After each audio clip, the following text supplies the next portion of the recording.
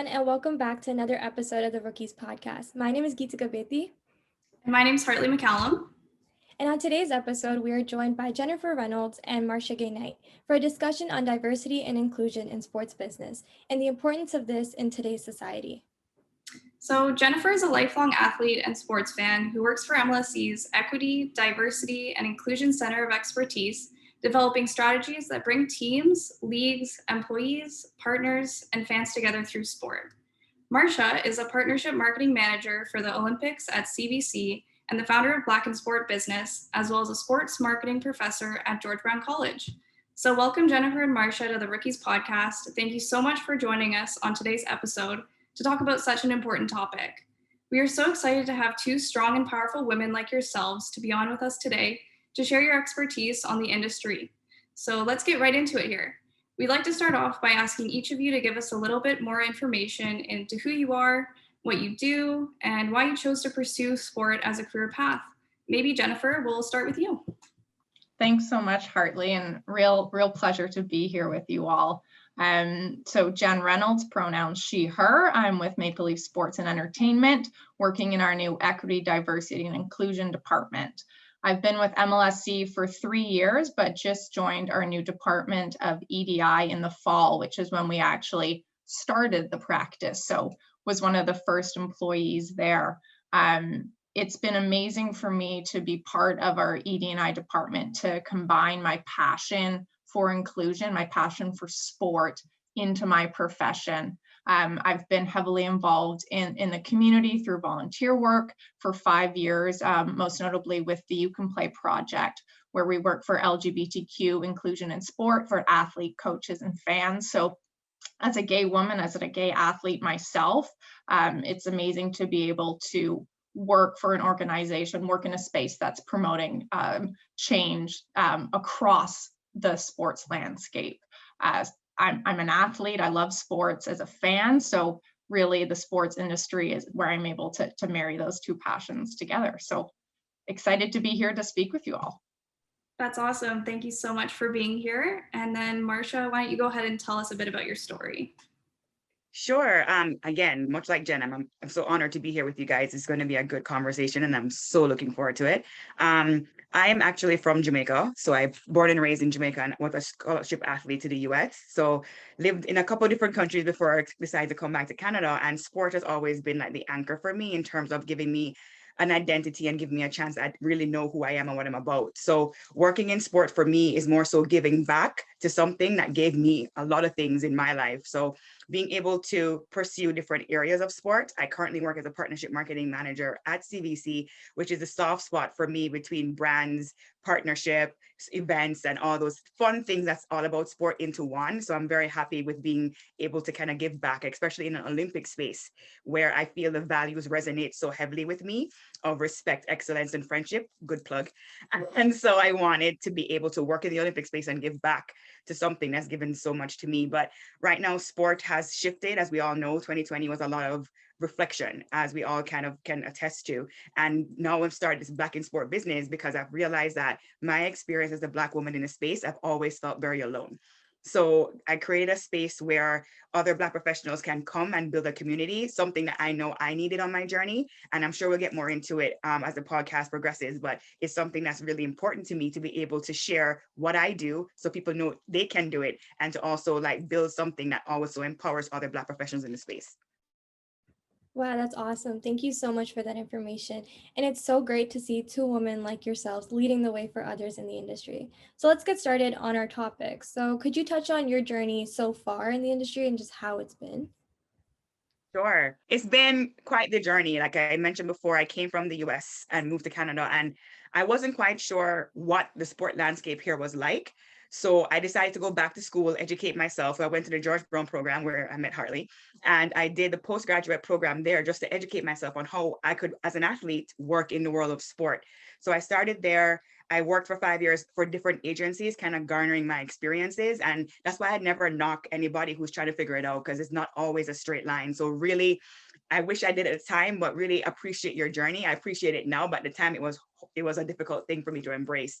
And so I kind of went from agency, working in the space to then working on the client side, working for Rogers, and working for Rogers, and then trying to get myself more established in the space, get that full-time job I really desired. It's been 6 years.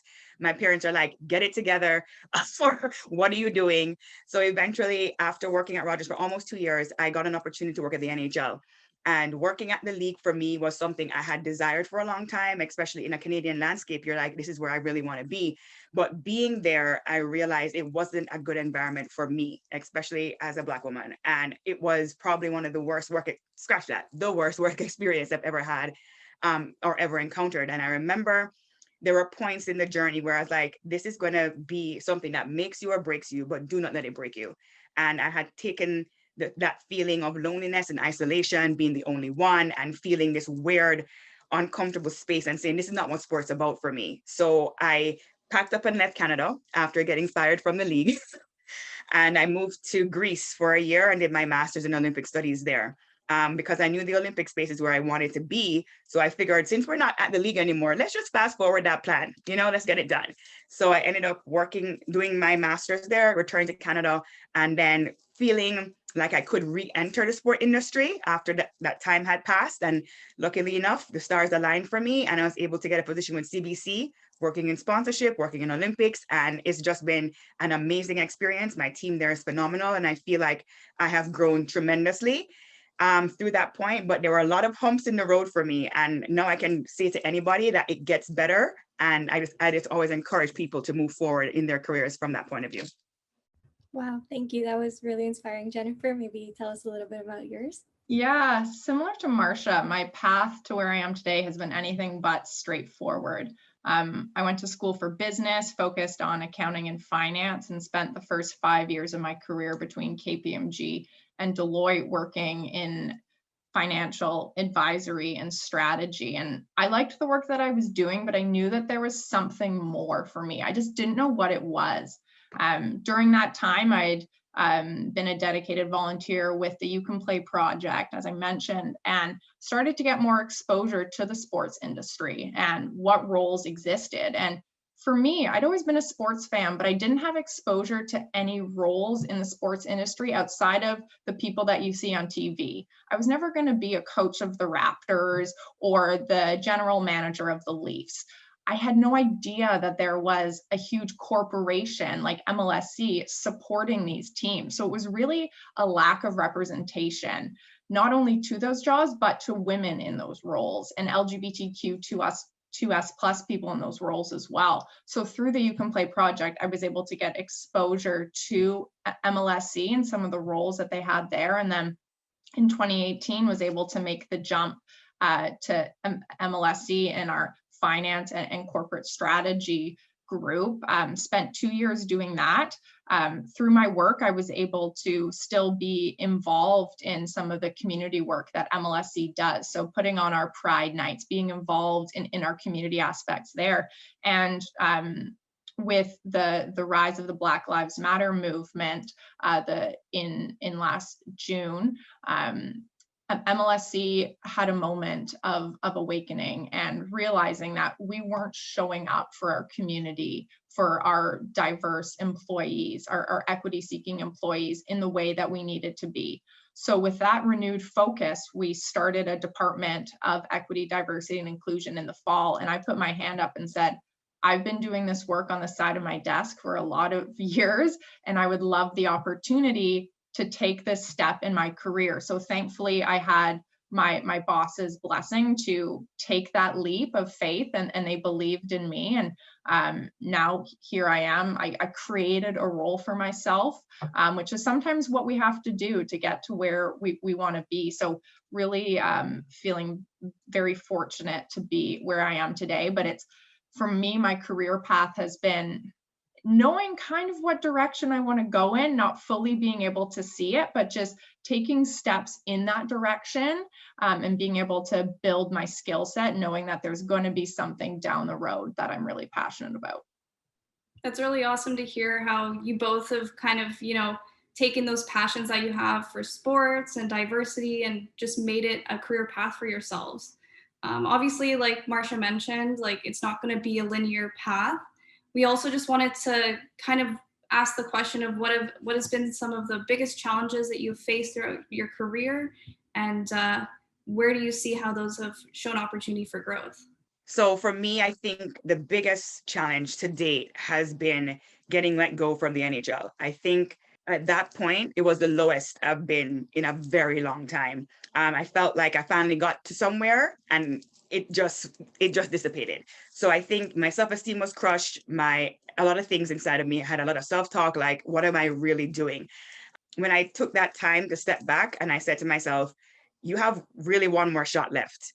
When you have like all the round shot, you have one more round left in your gun. Like, what are you going to do with it? And I said, if this is something that you really, really want to do, and you really want to work in sports, and you know where sports is, you're supposed to be, if you eliminated how you feel right now, what would you do? And having that moment, because I have the same rule as Beyonce. You're allowed to be upset for 24 hours, and then you have to do something about it. So after the 24 hours passed, I decided that I'm going to really just try this one more time. And so I looked into different ways of getting into the Olympic side of the business, because I had gone to Rio like the year before. So Rio really inspired me to be like, this is the space you want to be in. How are you going to get there? So I kind of just took a leap of faith and applied for this master's program in the middle of nowhere. And they only take 30 people a year. I figured it couldn't be that bad. Let's see what happens. And it was the most amazing thing that ever happened to me. That program gave me back my strength. It gave me back my voice. It gave me a chance to kind of reaffirm myself in a different light. And if it wasn't for me stepping away and doing those things, I couldn't have formed BSB. I wouldn't have felt empowered enough to form BSB. So I think those low moments are needed sometimes, because they kind of like recalibrate you and put you in a different direction. As long as you don't dwell there, like, you can feel it, just don't have a seat and sit there. They are needed for us to kind of move forward, and it brings out a different side of you that you never knew you had to exist. So I really appreciate that moment now. At the time, it was horrible, but as I look back, it built me in a new way, that I'm more of an asset to my team. I'm more of an asset to all the different programs I'm with. I'm a better person because of it.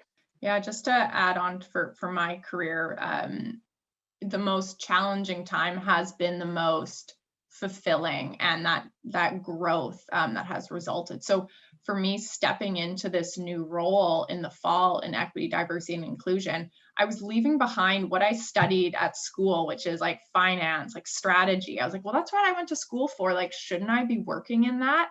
And stepping into a role where like I knew I could do it, but I had to prove it to other people. I'm not a lawyer, which is like a common background for people in this field. I'm not an HR professional. I have lived experience. I have volunteer experience.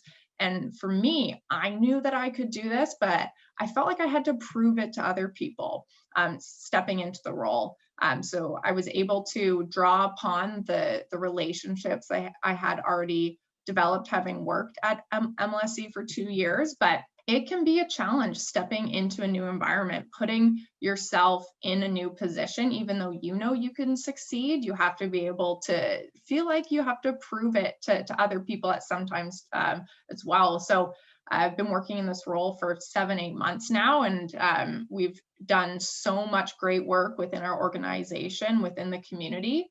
It's challenging work, though. It's emotionally taxing to be able to have these conversations with people, lead in an empathetic way, and really be exposed to all the different challenges and barriers that our equity-seeking employees face, our fans face. But for me as a leader, I have to be able to understand where they're coming from in order to help advocate for that change. So the most challenging has been the most rewarding for me in the end. Wow, thank you so much for sharing that, both of you. I know it can be a really difficult topic to discuss, and as a young female of color, it is inspiring to see other women pave the way for generations to come. But was there ever a time where you considered quitting and putting your efforts elsewhere? I know, Marsha, you kind of touched on it. Sure. I think that was like year 7 of me trying. And after year 7, you're like, girl, go sit down, go be an accountant, go be a nurse. Like, this is not going to work out for you. And in those moments of like self-talk, when you're like, this didn't work, this was supposed to be the biggest thing for you, and it turned out to be one of the comment that threw your whole planet off. What now, kind of thing. Yes, I did contemplate. I actually picked up a part-time thing as a fitness instructor, and I'm like, yeah, this might be it. I feel confident doing this. I can dance. I'm happy. I can do this. So I was actually doing that for months, leading up to kind of like my next step. But yes, there were moments when I did quit. But I remember that if I didn't give myself one more shot, I'd regret it. If I didn't try a little bit harder, I would regret it. And I know that the regret for me would be harder to live with than actually trying and failing if I did again. So I think for me, even though I did feel like, girl, no, I'm like, I can't do this because I'm doing myself a disservice. This is a temporary feeling. I don't want to make a permanent decision on it. And if I can't, I have to, if I go to bed at night, I think about it. If I get up in the morning, I think about it. So that's what I'm supposed to be doing. And I have to let my passion lead me. And I just let that lead me one more time. And it worked out in my favor that way. Yeah, for me, like there are some really hard days for sure. And there are days where I am like, I love what I do, but this is so challenging. And what I've had to learn is to not attribute like my self-worth to what I can accomplish in this job. There are so many barriers, external factors where we're working against a culture that is so rooted in white supremacy, white privilege, homophobia, transphobia. It's sports, it's society. Like I can't change everything, but I can do my part to make that change happen. So at the end of the day, there's some times where I have to be like, you know, I've done my best on this. I've pushed as far as I can. We as a team are working to make change, but it's going to take time. So there are days where I'm like, whew, like that was a tough one, but I have to reflect upon why I'm here as a professional, why I'm here as a person, why I care about this, and just sometimes take a step back to be able to take a few steps forward that way. Yeah, I mean, I'm sure the hard work definitely pays off. It's truly inspirational to see people stick with it and persevere when there's so many obstacles, especially as women and working in such a male-dominated field. I'm sure, however, you weren't alone in this. Was there perhaps anyone that you looked up to or had as a mentor to help you progress in your career? Yeah, I'm happy to start here. I've been really fortunate to have women bosses who have been mentors for me. So at Deloitte, I had a boss, Flora Wan, who was so instrumental in helping develop me as a professional and really saw something in me to be able to develop a strategic entrepreneurial side of my skill set. So I've been so fortunate that she helped guide my career from an early start. And then when I moved over to MLSE, my boss, the CFO, Cynthia Devine, she was the one who set up and allowed me to, you know, create this path into equity, diversity, and inclusion. And for her, that's been such an important thing in her career to be able to provide other women with opportunities and advocate for them. So for me, I'm really grateful that I've had those mentors as women, and now as I become a more seasoned professional myself, thinking about how I can show up for other women, for other LGBTQ people, for anyone else that's looking to make a change in their life, to you know, do something different, branch into the inclusion industry, whatever it is, being able to show up for them and provide support, because really we're looking to make a broader change, and it's only going to happen if we can all support each other to get there and make that change happen. Yeah, I totally agree with you, Jen. It's a collective effort for sure. From my point of view, a mentor is something I always desired to have. I find that my journey was very self-navigated. I hit a lot of turns. I leaned on my family a lot for their support, close family friends who are older, but in the industry, I never really had that support. I would seek it out. It wouldn't come off very well. I'd be looking for mentors all the time. It never worked out that way for me. And so it's not until I got to like working outside of the industry that I got that support from a former boss at the Weather Network. She really supported me in that sense. I know my current boss supported me, but it wasn't something I had throughout my journey here.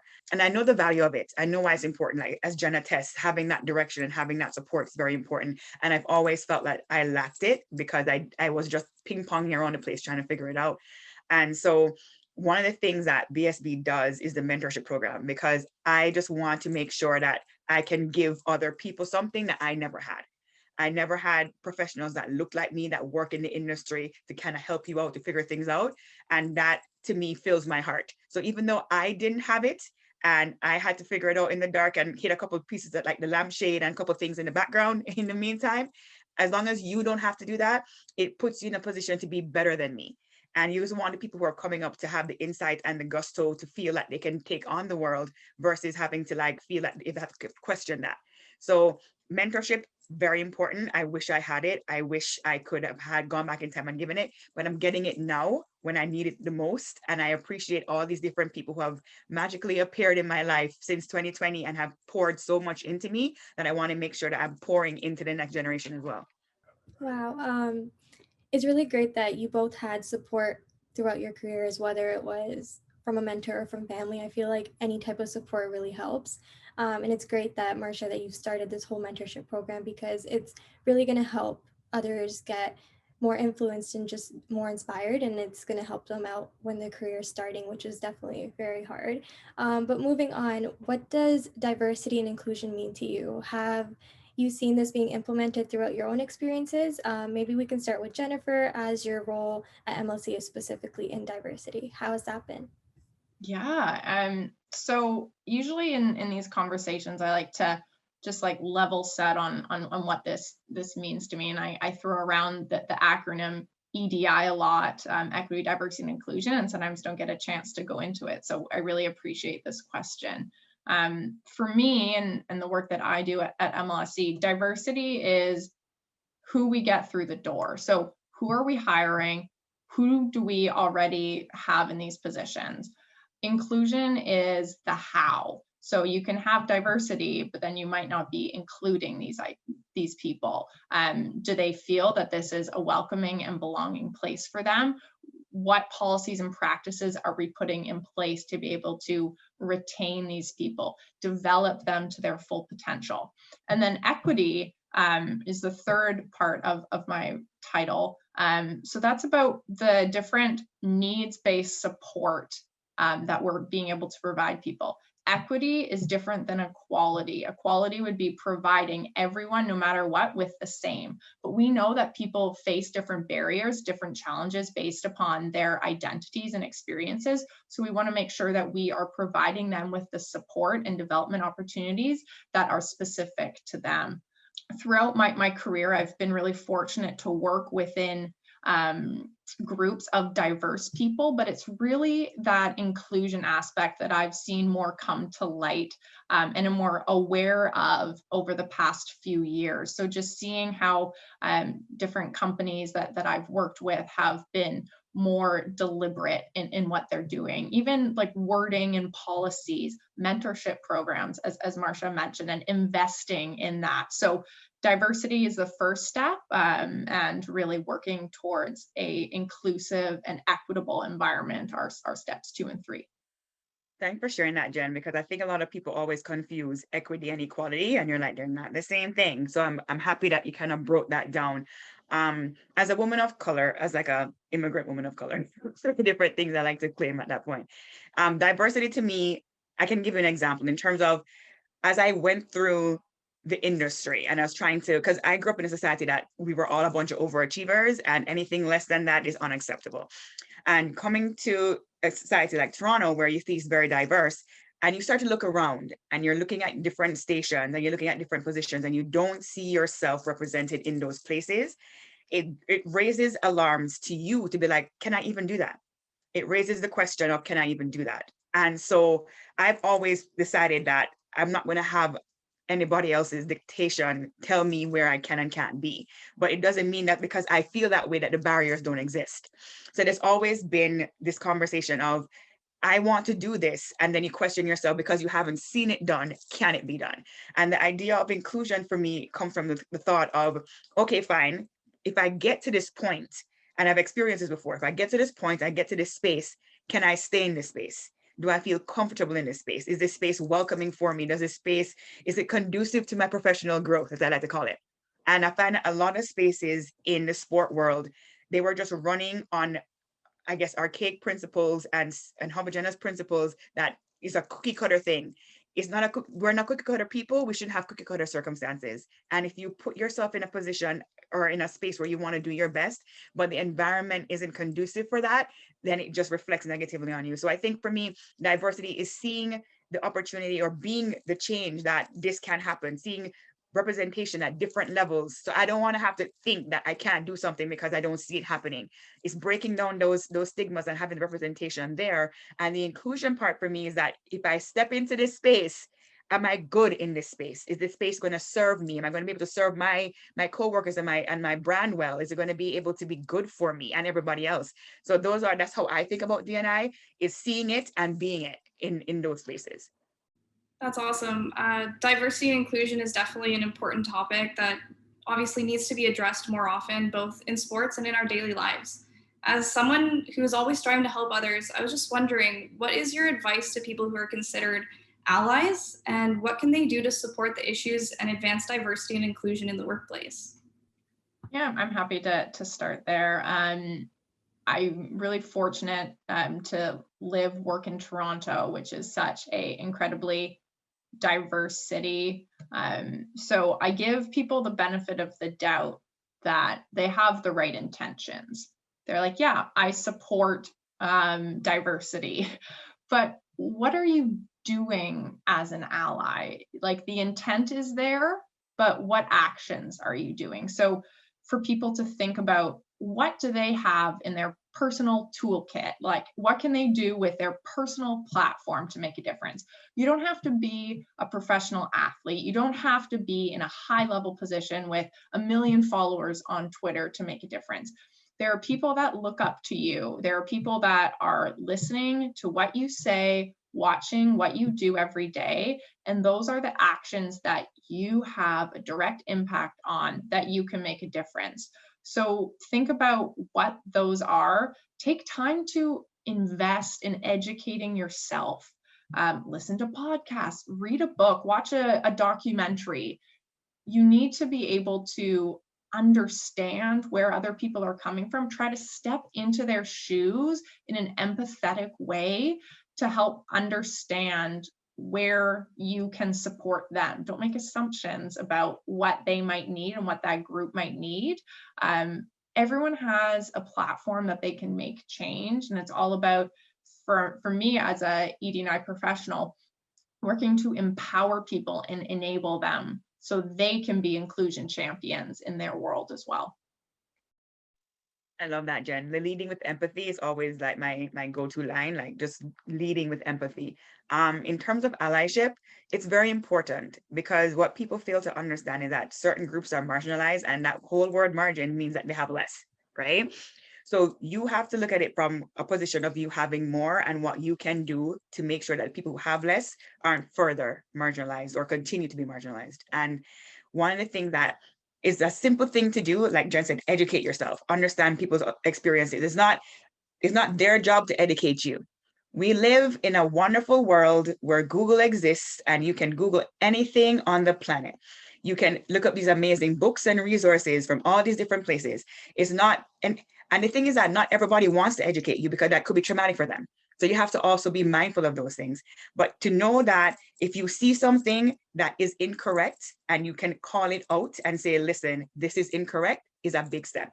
If you're in a meeting with someone and somebody speaks over a minority woman because you know they often get spoke over, use your position of privilege to say, actually, this person had a point. What was your point? Give them the chance to feel empowered as well, because a lot of us have been, I guess, told, or I guess I don't say forced, but been given these roles of like, this is where your station is. And I myself had that same problem. And my former executive director said, when I shared with her that I've always felt like a baby in the corner, like, don't make Marsha say nothing, just have her over there, just have her over there, just optically. And she said, I'm going to get you out of that corner. And she then presented opportunities for me to speak and to share my experiences and to validate my voice. And I think little things like that go a long way, because now you've given someone else a voice who can then give somebody else a voice. And those are the conscious efforts that I think allies can do, just to be mindful of the fact that not everybody feels the way you feel, and not everybody feels empowered to say or do anything. And if you can step in that gap for them and be able to help push them forward, it's a big help in both directions. Wow, that was very insightful and super great advice. And I totally agree that small actions can go a really long way. And just continuing on this topic of support for those who are listening in and who are in the beginning of their professional careers, what do you think they can do to support changes that need to be made within the industry? That's a good question. I think your generation, they are miles ahead in thinking, right? In terms of the way that they see life and the way they see people is very, very different. I never want them to fall in the hole of generations before. Always lead with the fact that this is a person first. And if you didn't want it to happen to you, you sure don't want it to happen to them. And we have to take care of each other. I love the fact that this generation is mindful of the different archetypes that existed that put people in a position, and that they're willing to break down the barriers to give everybody a chance to live the life that they desired. It's not a matter of taking away and giving to somebody else. It's a matter of giving people who deserve the same thing a chance. And they're very mindful and very cognizant of that. And if we decide that hate has no room here, the negative language, the negative thoughts, they have no room here. And if we make that decision and stick by it, we're far better off. The perfect example was the England soccer players, when they had done the slur and they had used the black garbage bags and covered it. I said that one or two people who did that thing, the people who love that are far outpower it. And sometimes we think that the people who have the most negative things to say outpower us, they don't.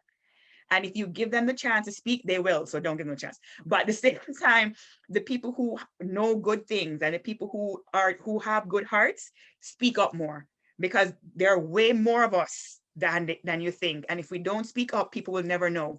And I saw all those hearts and all those notes, and I'm over here. I'm going to get choked up about it again because it reminded me that we do care about each other. And if we continue doing that, it will make a better society for the next generation. And you won't have to unlearn anything, because that would be natural behavior. Yeah, I'll just add on there, for young professionals, like, don't see you being in a junior position as like a barrier to stop you from standing up and speaking out for what you believe in. As Marsha mentioned, that example of being in a meeting room, it can be really intimidating to speak up, and especially to call out instances of when people aren't being included or their voices aren't being heard. But do your work to find those mentors, those supporters at the higher levels of the organization, so that you can also educate them and use their platforms to make those changes. So regardless of your age, the position you are in an organization, you have an ability to make a positive change. Yeah, that's really great advice. Like Geetika and I, being someone who's just beginning their path in this industry, it's super important to know that what we can do to change that narrative.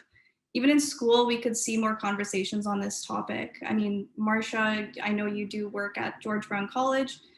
Should there be anything done within the educational system to combat the issues going forward in the workplace? Oh, that's such a fun question. I think so. I think education houses have a very special role in society, in the sense where this is your first place of socialization. When you're growing up, you know your house and you know school. Boom, bam, kaboom. So what you learn from school has a huge impact on who you are. And if we have minds who are curious and minds who genuinely want to learn, and we're not pouring into them, then we've really wasted opportunities. School and education houses should be a space where all opinions, all thoughts can be shared and understood, but also giving people a chance to learn. I went to school in North Dakota, right? I was Jamaican straight to North Dakota. That was a fun experience. But I had a flatmate on the dorm with me who had never seen a Black person in real life before. So she would ask me questions, not because out of fear, but because she genuinely didn't know. But if she didn't have the chance to go to school and to learn more, she couldn't teach her children and other people how not to think negatively based on what they've known. So I think schools have a huge role to play. in educating people, whether it is directly or indirectly, whether it is just us going out after class and learning about each other's experiences, how we grew up, these are all learning opportunities, and schools definitely foster that. If they want to make it a hardcore curriculum piece, sure, but they need to also be mindful of making sure they're bringing diverse people into those hubs so that the knowledge can be shared, experiences can be shared, and that's how we learn and we grow. I learn more about my classmates in different spaces. In the master's program in Greece, there were 32 of us from 25 different countries. I learned a lot of things that I did not know, and that cultivated my mindset to change. So similarly, in other spaces, school for me is like a big deal, but not only from an education point, but from a bringing people together. Make sure you're bringing diverse thoughts, diverse, I guess, experiences together to kind of shift that narrative for other people too.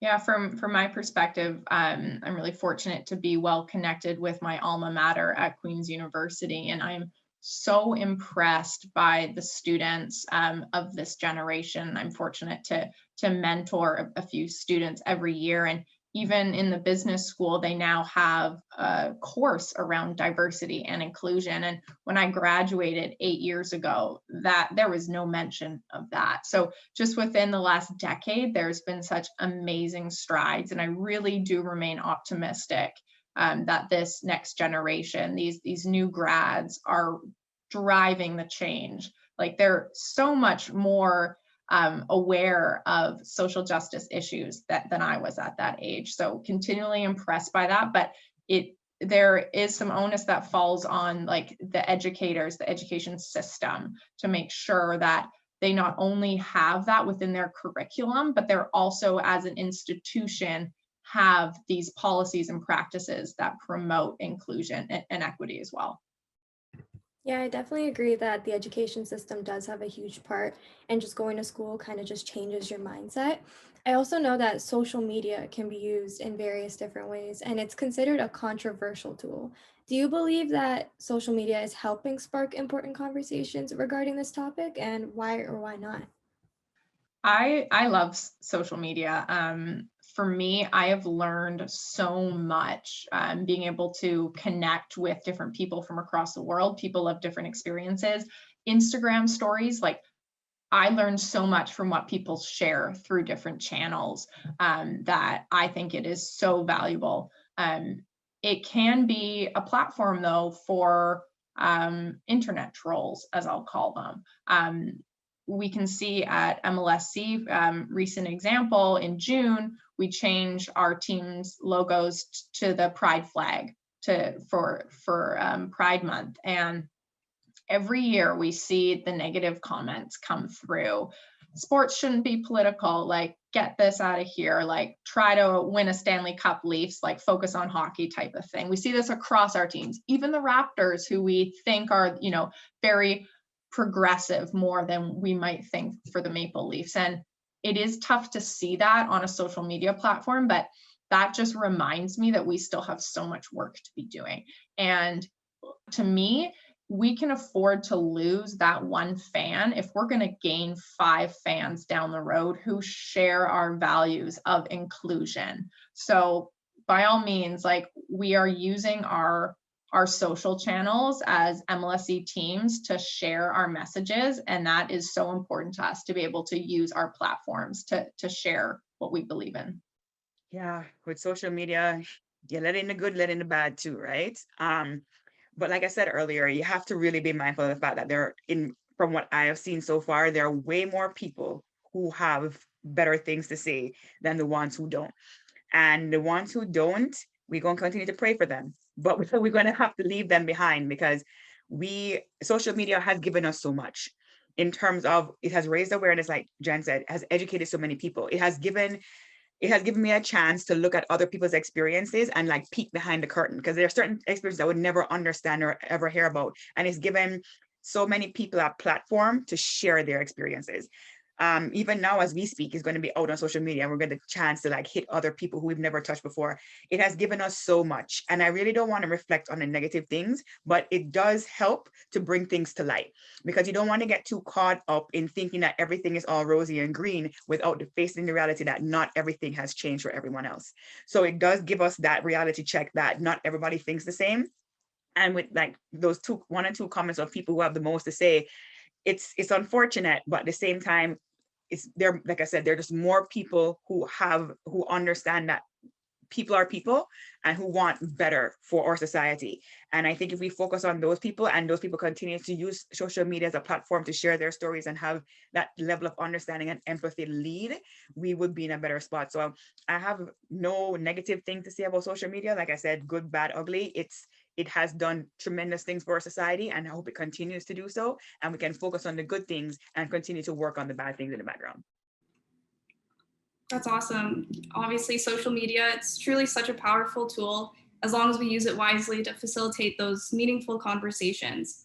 Speaking of discussions, what are some conversations that you feel are important going forward in relation to inclusion and diversity in terms of opportunities in the workforce, and more specifically in the sports industry?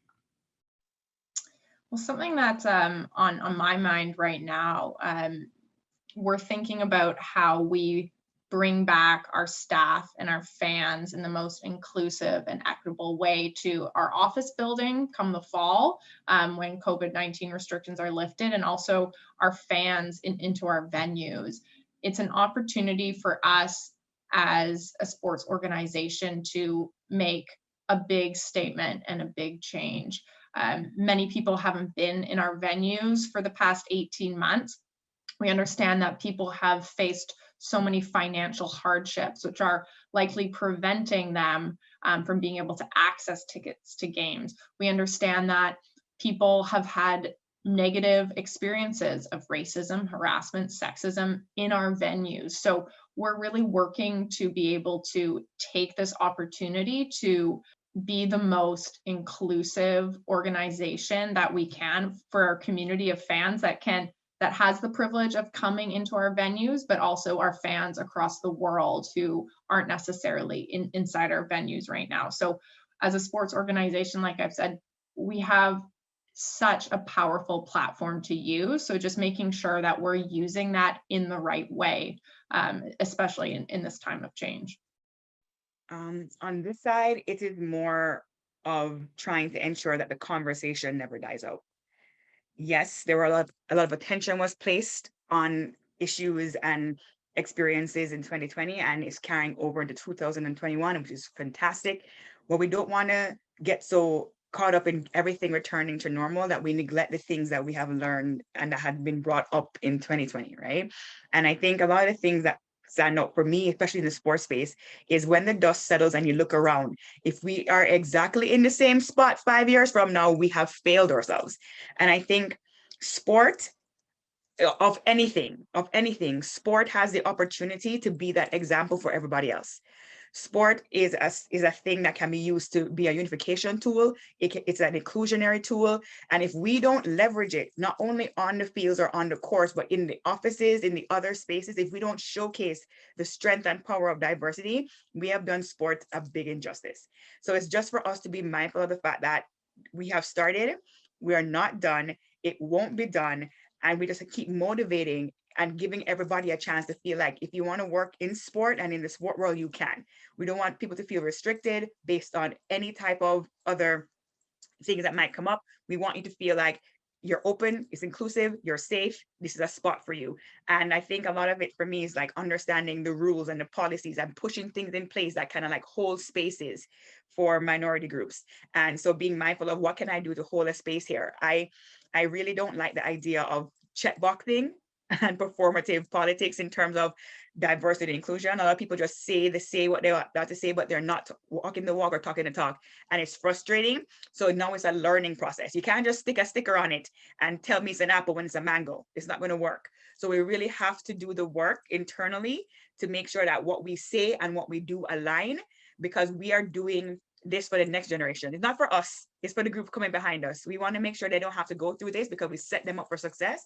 And policies, issues, hard conversations, like Jen said, learning what we can do now because we're at a turning point. How we're going to right this ship it happens now. Thank you so much. I really agree. Those conversations are so important. As our podcast is now coming to a close, do you both have any final comments or advice for those who are listening in? Also, where can they find you? Do you have social media? Yeah, best place to reach out to me would be on LinkedIn. I'm always happy to connect with people there. My last word of advice is truly just to believe in yourself. Take that chance, take that leap of faith. I wouldn't be in the position I am now if I hadn't taken some risks, knowing that there was a big reward in the end, but being able to have the privilege of a support network in place to help me get there. So think about who would be the best people to support you in making those changes, and work to make it happen for yourself. I'm also on LinkedIn. So LinkedIn, BSB, Black in Sport Business on Instagram, LinkedIn, all those fun places. For me, honestly, I want somebody to understand that the journey is the best part. The destination is cool.